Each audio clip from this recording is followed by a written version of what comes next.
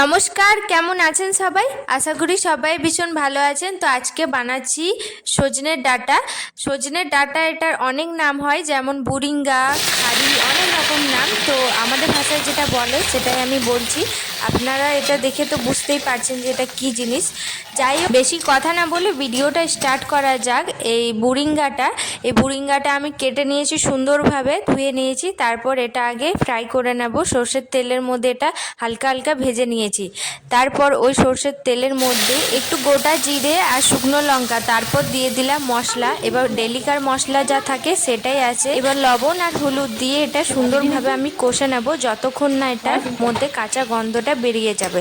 তারপর দিচ্ছি এই বুড়িঙ্গাটা, ভাজা যে বুড়িঙ্গাটা সেটা দিয়ে আবারও ভালোভাবে কষে নেব। হালকা জল দিয়ে দিয়ে এটা কিন্তু ভাজতে হবে। তারপর দিচ্ছি টমেটোটা দেওয়ার পর এটার মধ্যে আমি দিয়ে দিলাম জল। এবার এটা ফুটতে শুরু করছে। আর আজকের যে রেসিপিটা একদম সিম্পলভাবে বানালাম, তো আশা করি ভালো লাগবে। তো বাই, রাধে রাধে সবাই।